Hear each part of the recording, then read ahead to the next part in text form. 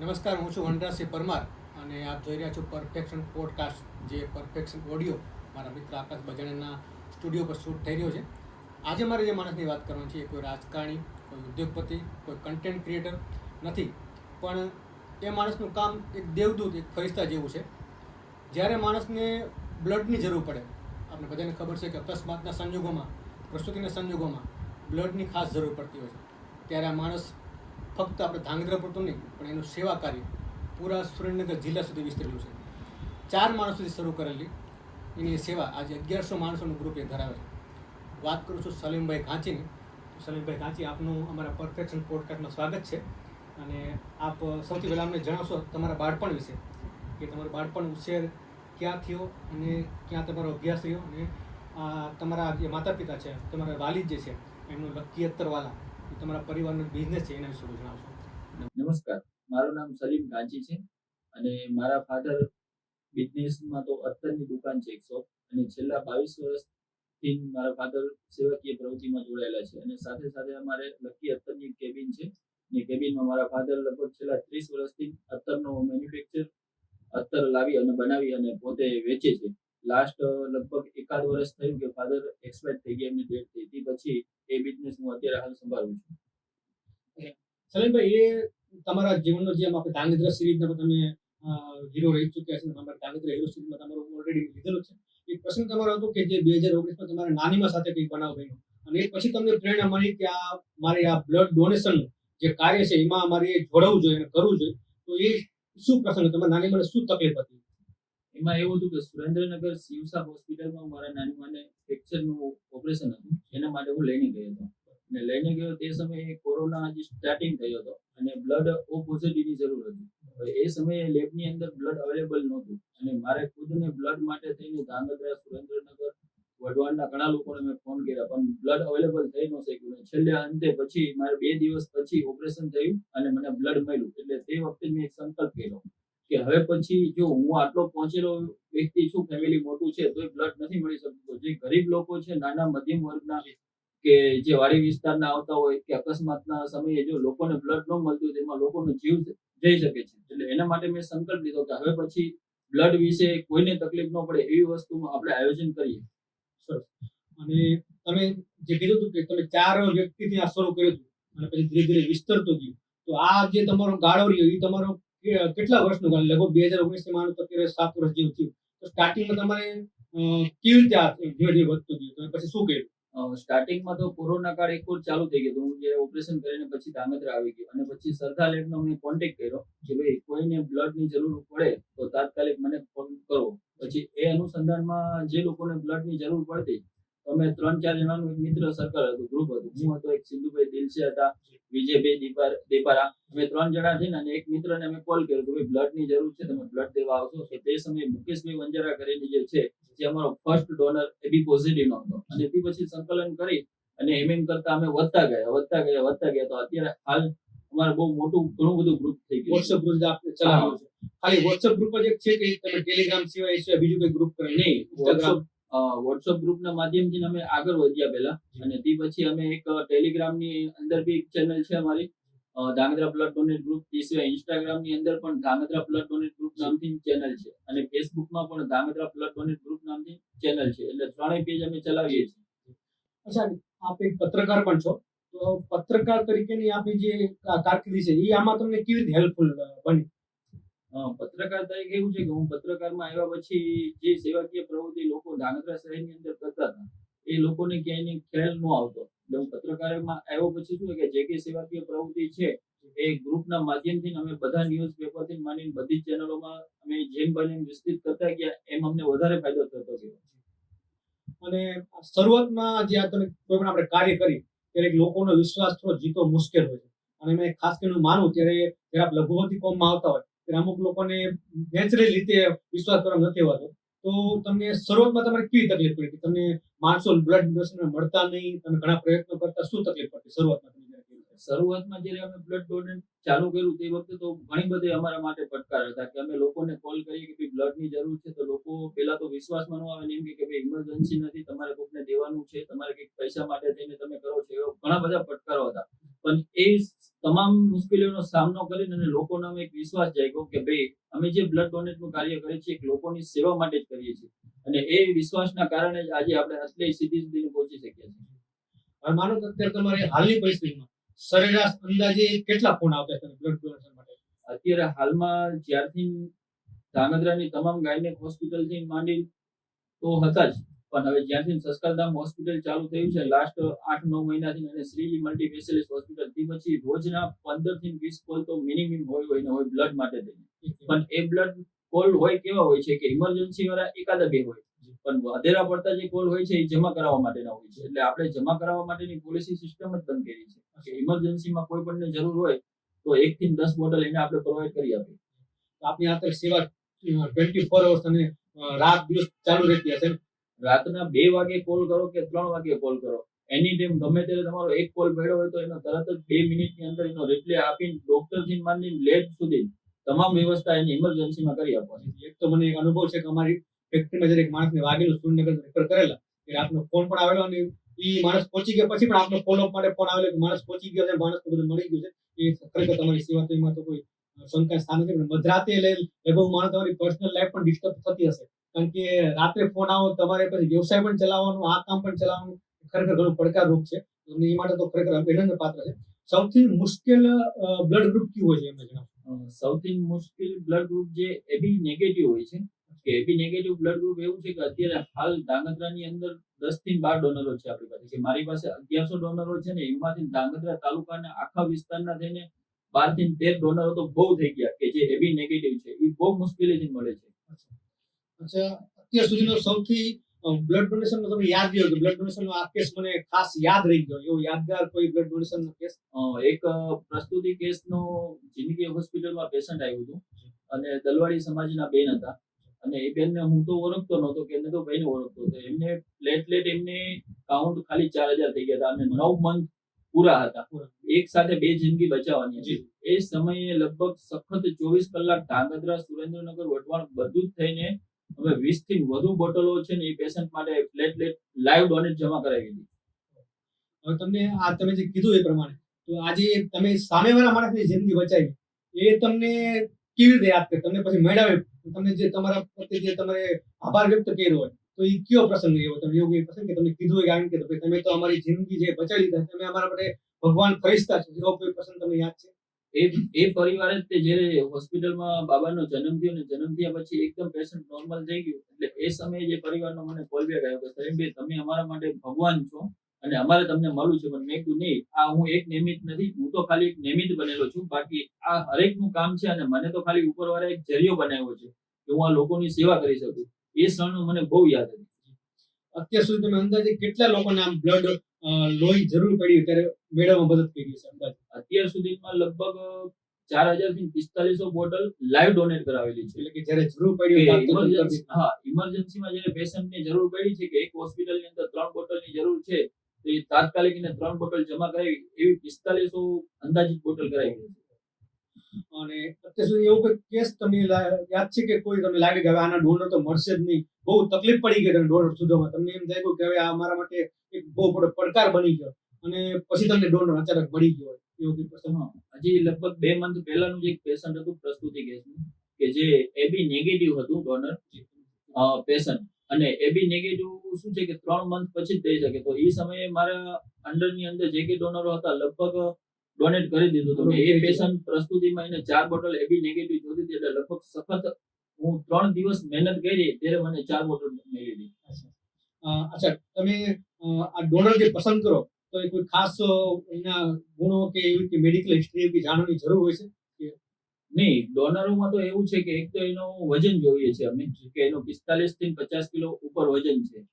સ્ત્રી અથવા પુરુષ કોઈ પણ? હા, સ્ત્રી અથવા પુરુષ કોઈ પણ નો વજન 45 કિલો થી 50 કિલો હોય તો એ ડોનેટ કરી શકે છે. અને બીજું એ કે હિસ્ટ્રીમાં એવું છે કે એ કોઈ પેન કિલર કે કોઈ સાઈડ ઇફેક્ટ ની દવા જે છે એ ખાધેલી ન હોવી જોઈએ. તો જો કદાચ ખાધેલી હોય તો એને 24 કલાક પછી ડોનેટ લઈ શકે. અચ્છા, કોઈ તમને એવો પ્રસંગ કોઈ છે કે તમને તમે કીધું કે આ માણસ બ્લડ ડોનેટ માટે આવશે પણ તમને છેલ્લી ઘડી ના પાડી દીધી, કોઈ પણ કારણ છે, કદાચ વ્યક્તિગત રીતે અથવા એની ઈચ્છા ના થઈ, કોઈ પણ કારણ તમે એરેન્જ કર્યું અને પછી છેલ્લી ઘડી ના પાડી દીધી, એવો કિસ્સા કે ઘણા બધા કિસ્સા?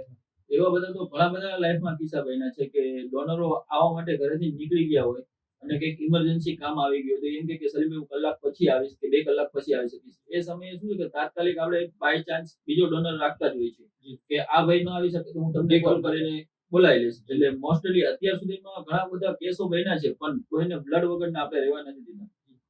તમે જે અગાઉ વાત કરી કે દલવાડી બેનના જે પેકેટ ઘટી ગયા ગર્ભવતી હતા પૂરો મહિનો હતો તો એના જે 20 ડોનર તમે શોધ્યા તો તમને એ જે ડોનર શોધ્યા એ તમને કેટલા તમારી વિસ્તાર લેવો પડ્યો મતલબ કે સુરનગર ધાંગધ્રા તમે કઈ જગ્યાએ કેટલું ફોલોઅપ કર્યું ત્યાં તમને 20 ડોનર મળ્યા? એ 20 ડોનરમાં તો એવું છે કે લગભગ સુરેન્દ્રનગરની કોઈ સંસ્થા કે કોઈ સમાજના વ્યક્તિઓ બાકી નહોતા રહ્યા કે જેના સુધી મેસેજ નહોતો પહોંચ્યો અને જે લોકોને મેસેજ પહોંચ્યા હતા એ લોકોને ડાયરેક્ટ બધાના સાથે કન્વિટ કરી અને આખું બધાને 20 ડોનરોને હેન્ડલિંગ કરી અને સુરેન્દ્રનગર જિલ્લાનું કહેવામાં આવે કે ધાંગધ્રા તાલુકો છે આખો, પછી વઢવાણ છે ને સુરેન્દ્રનગર ત્રણેય ગામના થઈને 20 ડોનરો ભેગા કર્યા હતા. હવે આ જે તમે આ ઘટના બની હોય તમે એવું લાગ્યું કે તમે સામેવાળા પણ વ્યક્તિ તમને આભાર માને કે અમારો જીવ બચી ગયો અમારા પરિવારનો કે અમારા જે ખાસ વ્યક્તિ હતા તમને ક્યારે ઇમોશનલ તમે થયેલા કે આંખમાં આંસુ આવી ગયા કે હું આ સેવા કાર્ય માટે તમને ખુદાએ આ નિમિત્ત બનાવ્યા હોય તમને આંખમાં આંસુ આવી ગયા એવું કઈ પ્રસંગ તમને યાદ કરો? એવા તો ઘણા બધા પ્રસંગો બન્યા છે કે જ્યારે પેશન્ટને ઇમરજન્સી બ્લડની જરૂર હોય ને બ્લડ પ્રોવાઈડ કરી દે ને તે પછી જે પેશન્ટની અંદરથી જે આતેરી ફોન કરીને આપણને જે કહે છે ને કે સલીમભાઈ આજે તમે અમારા માટે ભગવાન બની ગયા કે આજે તમે અમારા માટે ફરિશ્તા બની ગયા, એ ક્ષણે એમ થાય છે કે મને ઉપરવાળાએ જે કઈ નિયમત આપી છે એ આના માટે હું કઈ રીતે ખુશ નસીબ શુક્ર અદા કરું એની કોઈ નિમિત્ત જ નથી. હવે તમે જે આ ગર્ભવતી મહિલા હતી એમને પછી ડિલિવરી થઈ ગઈ અને કદાચ એમને બાબો પણ છે જે વાત કરી તો એ બાબાને તમે જોઈ લો એમના પિતાને પણ બાબાને પછી ક્યારે બીજી વાર મળેલા? નહીં, એ પરિવારને હું કોઈ દિવસ મળ્યો જ નહોતો પણ લાસ્ટ હમણાં રમજાન મહિનાની અંદર જે તે સમયે મારે ખરીદી માટે જવાનું હતું તો હું ગયો તો એ સમયે બાબાના પપ્પા જે હતા રણછોડભાઈ દલવારી કરીને છે એ ત્યાં ઊભા હતા અને મારું નામ સાંભળીને રણછોડભાઈ આવ્યા કે સલીમભાઈ મને ઓળખો છો? મેં કીધું નહીં હું ઓળખતો નથી. તો 100 માણસની વચ્ચે રણછોડભાઈ કીધું કે મારા ભગવાન આ છે કે તો મેં કીધું કેમ તમે આવું કહો છો? તો મને કે હું રણછોડભાઈ પોતે કે જે તમે 20 બોટલ ડોનેટ કરી હતી કે હું પોતે હતો કે મારા વાઈફ હતા અને એ છોકરો અત્યારે 4 વર્ષનો થઈ ગયો છે. એ ક્ષણે મને ગર્વ થયું કે આ 100 માણસની વચ્ચે અને આ વ્યક્તિ આજે એમ કીધું કે સલીમભાઈ છે એ સાચા વ્યક્તિ છે ત્યારે મને એમ થયું કે જે સેવા હું કરું છું ને એ ધન્ય છે. લેખે લાગી. બ્લડ ડોનેશન સિવાય મને જે ખ્યાલ છે તમે ગરીબ દર્દીઓને પણ કઈ સારવાર માટે મદદ કરી જી તો એ તમે કઈ રીતે કરેલું છે? એમાં એવું છે કે હું મારો મોસ્ટલી હોસ્પિટલો સાથે વ્યવસાય છે બરોબર કે કોઈ પણ સંકળાયેલો છું એના માટે થઈને હું ગવર્મેન્ટ હોસ્પિટલે જતો હોય અથવા તો બીજા કોઈ પણ હોસ્પિટલે જતો એટલે પેશન્ટોને શું છે કે પેમેન્ટ પૈસા વગર થતું નથી ઘણી વસ્તુ બરોબર એટલે એને રિપોર્ટ કરવાના હોય કે આ તે બીજું કોઈ ગમે તે કામ હોય એટલે પેશન્ટ રિપોર્ટ વગર રહી જતું હોય છે. તે સમયે પેશન્ટને પૈસા દઈને રિપોર્ટ કરાવીને અને ડોક્ટર પાસે ફ્રીમાં સારવાર અપાવું કે ડોક્ટરો પણ આપણને સારા એવા સપોર્ટ કરે છે. ખાનગી હોસ્પિટલ ચિરાગ શાહ છે એ મેં અત્યાર સુધીમાં લગભગ મારા અંદાજ મુજબ 20 પેશન્ટના મારા હાથે જીવ બચાવેલા ગરીબ દર્દી છે તો એ ડોક્ટર દ્વારા 1 પણ રૂપિયો ચાર્જ લેવામાં નથી આવતો કે હોસ્પિટલનો ચાર્જ નહીં પણ જે દવાના અને રિપોર્ટના પૈસા થતા હોય છે એ પૈસાની સંકલન કરી અને આપણે 20 દર્દીઓને એવા જીવ બચાવેલા છે.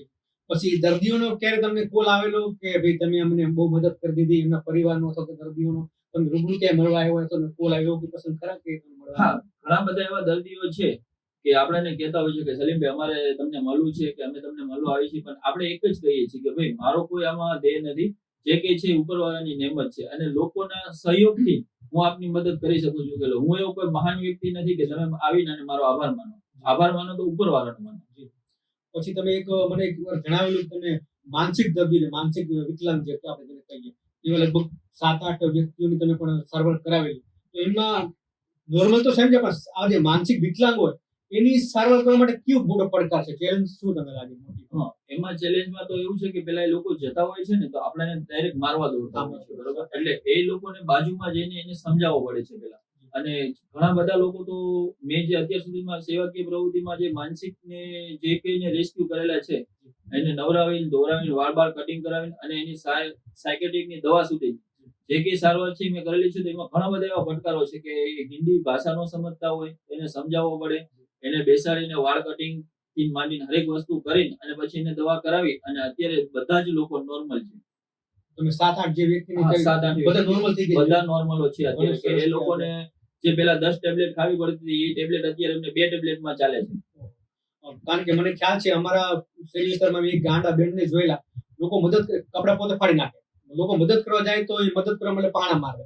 એટલે આ તો બહુ એક ચેલેન્જિંગ કામ છે. એમાં તમે 7-8 વ્યક્તિને જે ફોલો કરીને કરે એ બહુ ઘણું જ તે સારું કાર્ય કહેવાય. પછી તમને શું લાગે કે સમાજમાં અત્યારે આપણે સૌથી અછત તમને શું લાગે, પૈસાની કે માનવતાની? અત્યારે હાલ તો સમાજની અંદર જોવા જઈએ ને તો માનવતાની બહુ અછત છે. માનવતાની અછત છે એનું કારણ કે લોકો અત્યારે કોઈ ગાંડા હોતા નથી. આપણે એ વ્યક્તિને ગાંડા બનાવી દઈએ છીએ અને જે લોકો હેરાન થતા હોય છે તો એ લોકોની આપણે એક એની નાની એવી ભૂલના કારણે થઈને આપણે એને તરછોડી મૂકી છીએ. એની ભૂલ જોતા નથી કે એની ભૂલ શું છે, પણ આપણે એ વ્યક્તિને મૂકી દઈએ છીએ ને એટલે એ માનવતા મરી અને એ લોકો છે ને આડી લાઈને જાય છે. એટલે જો ઇન્સાનની અંદર માનવતા હોય ને તો કોઈ લોકો ગરીબ ન રહે કે કોઈ લોકો શારીરિક દુઃખ દર્દ ઓછા થઈ હા જાય. તકલીફથી એકદમ દૂર થઈ જાય. તમારી નજરે સાચી સેવા તમે શેને માનો છો? બસ મારી તો સાચી સેવા એક જ છે કે કોઈ પણ ધર્મ નાત જોયા વગર કોઈ પણ વ્યક્તિ ભૂખો તરસ્યો હોય કે હોસ્પિટલની અંદર હોય એનું જે પહેલું સેવાનું કામ કરો તમે એ જ સાચો ધર્મ છે. કોઈ માનવતાનો કોઈ જ ધર્મ તમને નથી શીખડાવતો કે તમે હિન્દુ જોવો કે મુસ્લિમ જોવો કે શીખ જોવો કે ઈસાઈ જોવો, બસ માનવતાનો એક જ ધર્મ હરેક ધર્મ શીખડાવે છે. તમે આજે સેવા કાર્ય કરો લગભગ 7-8 જેવું વર્ષ જેવું થયું, લોકો જરૂરિયાતવાળા આવતા હોય, અમુક વાર તમને એવું લાગ્યું કે કોઈ માણસ તમારો ખોટો ફાયદો ઉઠાવી દો? હા, એવા ઘણા બધા કોલ બેક આવતા હોય છે કે 5 બોટલ ઇમરજન્સીમાં જરૂર છે સલીમભાઈ, મને તાત્કાલિક ડોનેટ કરાવી આપો. પણ એક કોઈ પણ વ્યક્તિ હોય ફર્સ્ટ કોલ કરે એટલે હું એક જ ઓપ્શન પૂછું છું કે તમે કઈ હોસ્પિટલમાં એડમિટ છો. જે હોસ્પિટલમાં એડમિટ હોય એ ડોક્ટરનો પહેલા કોન્ટેક્ટ કરો. ડોક્ટરને પૂછું કે આ પેશન્ટની ઇમરજન્સી શું છે. જો કદાચ એની ઇમરજન્સી ન હોય ને જમા કરાવવાનું હોય તો એ વ્યક્તિને ફટ દેખાને હું ના પાડી દઉં કે ભાઈ મિસયુઝ નહીં કરવાનો, સોરી આના માટે નહીં થઈ શકે. હવે કોઈ એવો પ્રસંગ કરો કે જ્યારે બ્લડ સમયસર ન મળ્યું હોય અને કોઈ કેસ ફેલ થઈ ગયો હોય?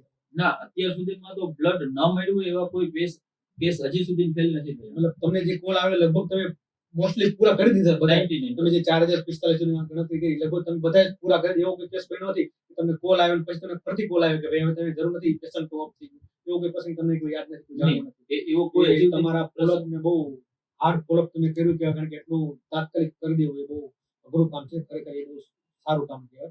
અને આ કામમાં સૌથી મોટું ટેન્શન કયું? આ તમે બ્લડ ડોનેશન કામ કરો છો, જે વ્યક્તિને કોન્ટેક્ટ કરવાનો હોય, ક્યાંક પહોંચાડવાનું, સૌથી મોટું ટેન્શન તમને શું રહે? મોટું ટેન્શન એક જ છે કે હરેક વ્યક્તિને જે બ્લડની જરૂર પડતી હોય છે તો એ 100 જણાને કોલ કરતા હોય છે કે ભાઈ બ્લડની જરૂર છે, બ્લડની જરૂર છે. જે તે સમયે મને ખાલી કોઈ પણ વ્યક્તિનો એક જ કોલ આવે એટલે હું વ્યક્તિને પૂછતો નથી કે તમે કોણ છો કે ક્યાં છો. અને એ કોલ આવ્યા પછી મારે જે મેનેજ કરવાનું હોય છે હું 10, 15 કે 20 જણાને કોલ કરું અને એમાંથી 1-2 લોકો એગ્રી થાય. એ જ મોટો પડકાર છે. બાકી મને એક વસ્તુ યાદ છે કે તમારું જે બ્લડ ડોનેશન નું ગ્રુપ છે, એકવાર મેં તમારા બર્થડેમાં તમે કીધું, તમે એ સ્મૃતિ ચલાવતા એમ કીધું કે આમાં બ્લડ ડોનેશન ના સિવાય બીજા કોઈ મારે મેસેજ હોતા નથી, કારણ કે એ પોતે તમે પોતે પણ ફોલોઅપ કરો, કારણ તમારો પણ બર્થડે કેમ ન હોય. તો એ વાત મને બહુ સારી લાગી હતી. તમે કદાચ કોઈ વ્યક્તિને એવું બનતું હશે કે તમારા ગ્રુપમાં બીજા કોઈ આડા મેસેજ નાખ્યા કે તમારે કેવું પડ્યું કે ભાઈ તું આ મેસેજ પ્લીઝ ના નાખતા, કારણ કે આપણું બ્લડ ડોનેશન નું ગ્રુપ છે, બીજું કોઈ ગ્રુપ નથી આવે. ના, એ ગ્રુપ તો મોસ્ટલી ઓપન જ છે. લગભગ એમાં 700 એડમિટ છે લોકો, બરાબર. અને 700 એડમિટમાંથી એમાં તમામ અધિકારીઓ આવી ગયા, તમામ પ્રશાસનો, ડોક્ટરો બધા જ છે. પણ આજ સુધી કોઈ લોકો એવો મેસેજ નથી નાખ્યો કે આપણે કેવું પડે. હા, કદાચ મિસ થઈ ગયું હોય લોકોથી બાય ચાન્સ તો તરત જ એ લોકો મેસેજને ડિલીટ કરી આપે છે. ને કદાચ એમનું ધ્યાન ન ગયું હોય તો હું ઘણી વખત ડિલીટ કરી આપું. હવે આ તમે જે સેવા કાર્ય કરો છો એમાં બહારના લોકોને, સમાજને તો કહેવાય ને કે તમે દેવદૂત જ પહોંચતા, પણ ઘરમાં તમારે કેવું થયું કે ભાઈ તું બહારની સેવા કરવામાં તો આપણે ઘરનું કામ પોતે રહી જાય, ઘરનો ઠપકો મળ્યો કે ભાઈ આપણે ઘરનું કામ તો તું કંઈક કર, બહારનો તો પછી કરજે, એવો કઈ ઠપકો મળ્યો, એવો કઈ તમને વાતચીત થતી હોય? અને દાખલા મારું ઉદાહરણ આપું તો ઘણી વાર હું સેવા કાર્ય કરવા જાઉં તો ભાઈ કે ઘરના તો તમારે એક રજા મળતી હોય, ઘરનું કામ તમે કરતા નથી અને બહાર બીજાની સેવા કરવા જાવ છો, એવું ઘરવાળા ઘણી વાર આપણે મીઠું ઠપકો આપતા હોય. તમને ક્યારે એવું બન્યું છે? હા, એમાં એવું છે કે આજ સુધી મારા ફાધર છેલ્લા 20-22 વર્ષથી સેવાકીય પ્રવૃત્તિ કરતા, એટલે ફાધરને તો ખ્યાલ જ છે કે ગરીબ લોકોની સેવા કરવી બહુ સારી વસ્તુ છે. પણ શું છે કે મધર જે હતા, મધર ઘણી વખત કહેતા કે બેટા જે પહેલા લાઈફનું છે એ લાઈફનું વિચારો અને લાઈફનું કરો ને પછી આ સેવાકીય પ્રવૃત્તિ કરો. પણ ત્યારે હું કહેતો મધરને કે મમ્મી હું જે કરું છું ને એ લાઈફનું કરું છું અને સેવાય કરું છું, કે હું કોઈ દિવસ કોઈને તકલીફ નહીં થવા દઉં. હવે આજે તમે કામ કરો છો એ સેવાકીય કાર્ય છે, છતાં પણ એમાં થોડું ઘણું પૈસા થોડું ફંડિંગની જરૂર પડતી હોય, એ તમને ક્યાંથી મળી રહે તો તમે ખુદ પોતાના જ પૈસાનો ખર્ચો જે કે હોય એમાં લગાવો છો?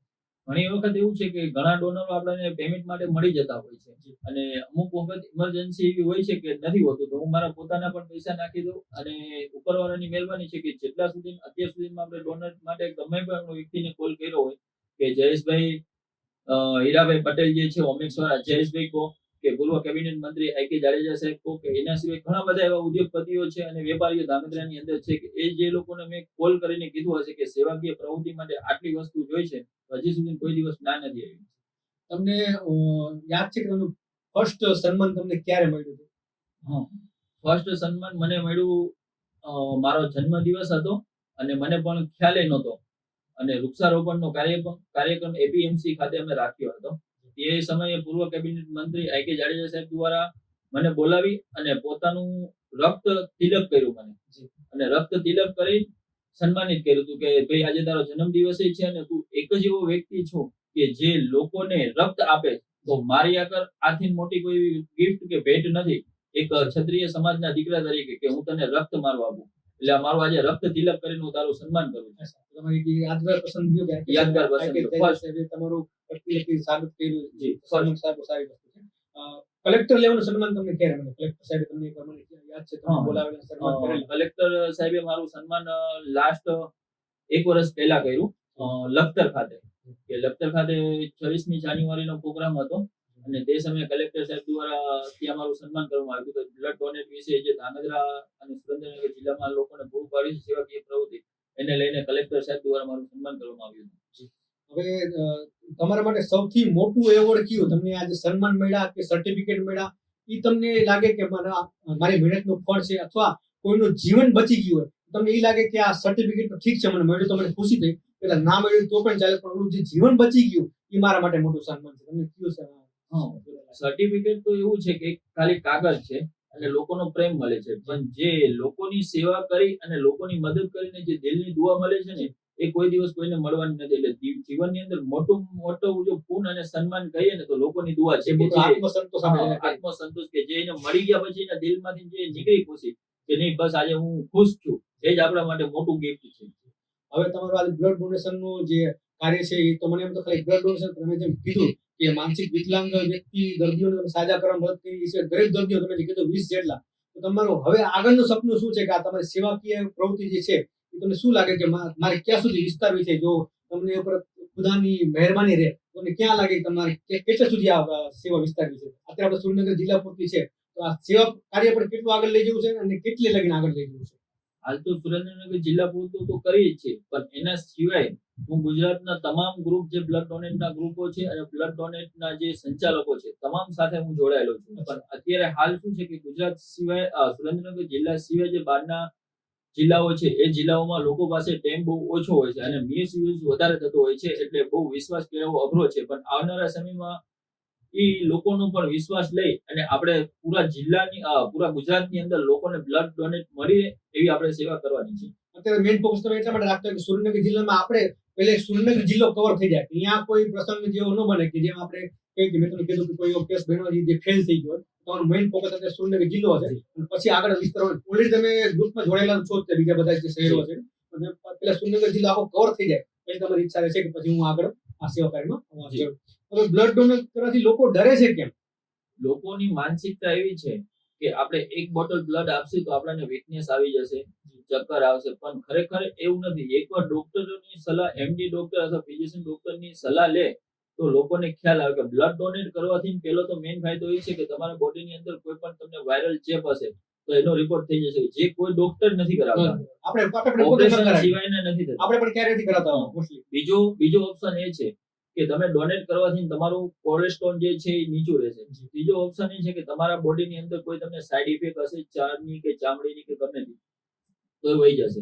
એટલે લોકોને ખબર નથી, એના માટે થઈને લોકો ગેરમાર્ગે દોડી અને બ્લડ ડોનેટમાં બહુ ઓછું ધ્યાન આપે છે. કે અત્યારે ગુજરાતની અંદર મોસ્ટલી જોઈએ ને તો 100% બ્લડની જરૂર પડતી હોય છે, એમાંથી ખાલી 30% ડોનેટ થાય છે.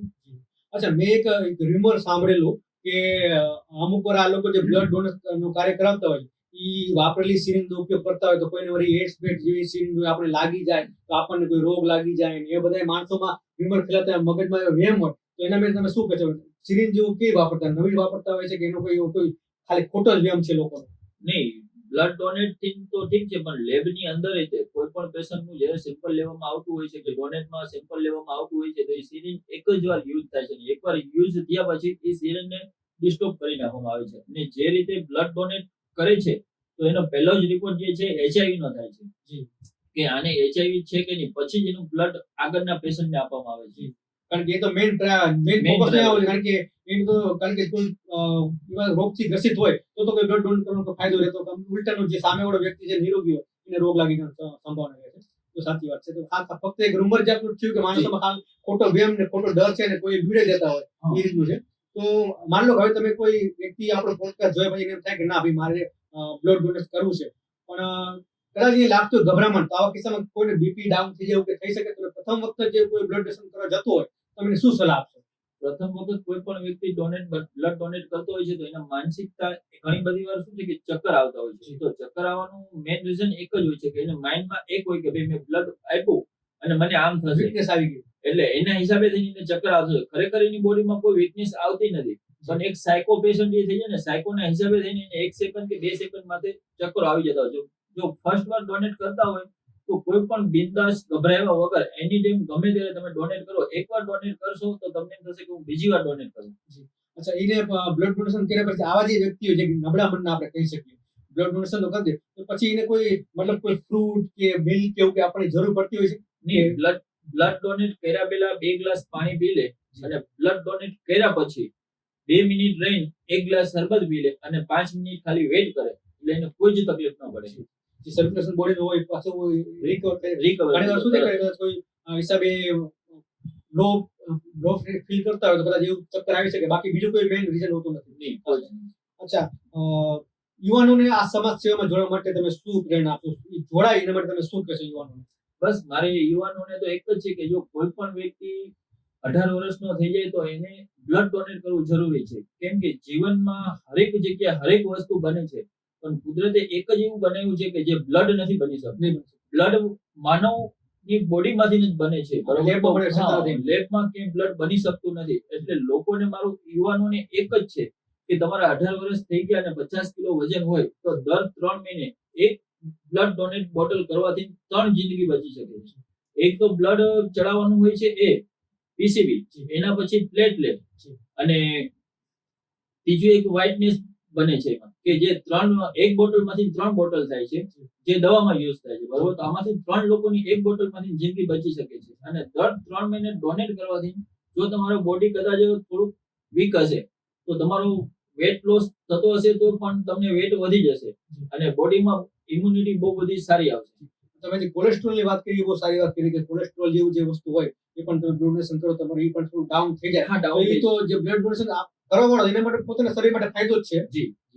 તો બીજું તમે ખાસ તો અચ્છા, હવે આપણા આજકાલના જે યુવાનો છે, ખાસ કરીને તો હું હવે આપણે સુરેન્દ્રનગર ધાંગધ્રાની વાત નહીં કરું, પૂરા ગુજરાતની વાત કરીશ કે જે વિવિધ પ્રકારના વ્યસનોમાં સંકળાયેલા છે, ફસાયેલા છે, તો એમને તમે બ્લડ ડોનેશન માટે આવા સેવા કાર્ય માટે તમે શું હાકલ કરો, શું એમને સંદેશો આપશો? બસ હાલના યુવાનો અત્યારે બહુ બધા મોસ્ટલી જોઈએ તો નશાની અંદર બહુ લોકો વયા ગયા છે અને નશો વસ્તુ એવી છે કે લોકોને કઈ આગળ બીજી કઈ પ્રવૃત્તિ કરી જ નથી શકતા. સામાજિક શારીરિક બધું જ ખોવે છે. તો લોકોને મારી એક જ નમ્ર વિનંતી છે કે પોતાનો મિત્ર એવો સારો રાખો કે જે સારા પ્રવૃત્તિ કરતા હોય, કે જેથી કરીને જે મિત્ર સારી પ્રવૃત્તિ કરતો હશે તમે એના ફ્રેન્ડ બનશો તો આજે શું છે કે એ મિત્રના ફ્રેન્ડ બનશો તો તમને 2 સલાહ સારી આપશે અને સારા વ્યક્તિ તો તમે બનશો. જો કોઈ ખરાબ વ્યક્તિ હશે તો એ તમને 2 ખરાબ રસ્તે લઈ જશે. એટલે યુવાનોને અત્યારે મારી એક જ અપીલ છે કે આપ પોતે સારા વ્યક્તિ બનો અને બીજાને પણ સારા વ્યક્તિ બનાવો. જે ગેરમાર્ગે દોડતા હોય તો એને પાછો વાળો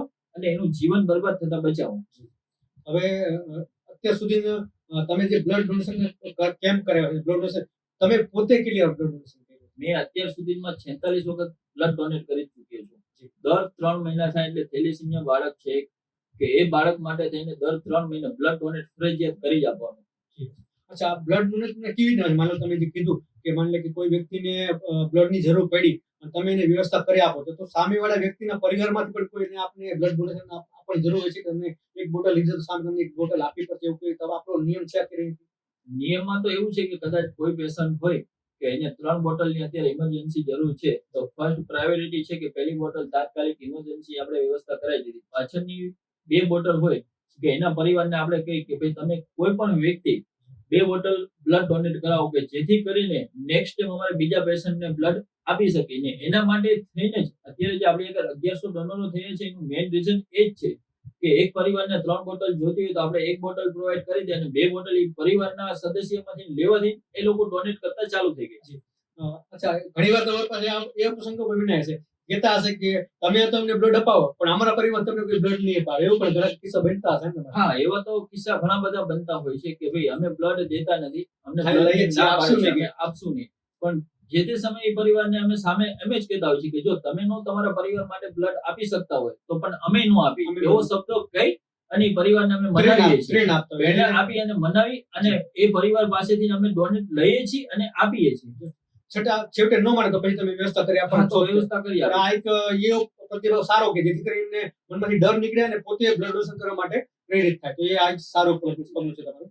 હવે કોઈ આ બ્લડ ડોનેશન દરમિયાન કોઈ રમૂજી ઘટના બની હોય એવું પ્રસંગ યાદ કરો કે કોઈ મતલબ કોઈ માણસ આવ્યો હોય અને કદાચ મને ચક્કર આવી ગયા છે, એવું કોઈ રમૂજી ઘટના બની તમે પછી તમને ખુદ જ દાંત આવ્યો કે યાર એક ઘટના એવી બની કે જે હસવું આવે એવી હતી? ના, હસવું આવું એવું તો બહુ ઓછું છે, પણ મોસ્ટલી ફર્સ્ટ ડોનરો ઘણા બધા જે યુવાનો આવતા હોય છે તો ઘણીવાર એ લોકોને ચક્કર આવી જતા હોય છે. પણ શું છે કે જે તે સમયે એને ચક્કર આવે ને જો આપણે હસીએ ને તો એને એમ થાય કે સલીમભાઈ મારી મજાક ઉડાવે છે, એટલે એ સમયે એને આશ્વાસન આપી, ઇન્ટરેસ્ટ ફીલ થાય છે. હા, કે એને ફીલ સારું થાય ને એવું જ આપણે કરીએ છીએ. અ, માની લો કે અત્યારે આપણે તમિલનાડુમાં જેમ એક હીરો છે આપણા અત્યારે મુખ્યમંત્રી બની ગયા, એનું કામ જે સારું છે, તો તમે માની લો સલીમભાઈને એક દિવસ માટે હેલ્થ મિનિસ્ટર બનાવવામાં આવે ભારતના, તો સલીમભાઈ સૌથી મોટું પગલું પેલું કયું ભરશે કે હું હેલ્થ મિનિસ્ટર બન્યો, સૌથી પહેલા તમને શું લાગે કે શું સુધારવાની જરૂર છે?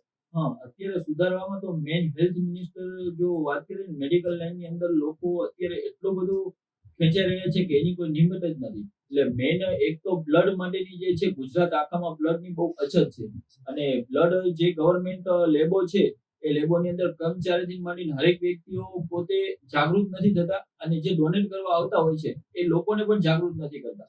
એટલે એના માટે થઈને મેઇન એક બ્લડ ડોનેટનું જે ગવર્મેન્ટની અંદર ચાલે છે, જો એ એકદમ રાબેતા મુજબ થઈ જાય ને તો જે ખાનગી લેબો વાળા છે ને એ લોકો બધા એકદમ શાંત થઈ જાય. હવે આ તમારી આખી પૂરી સેવા કાર્યમાં તમારા પૂરા પરિવારનો શું ફાળો રહ્યો?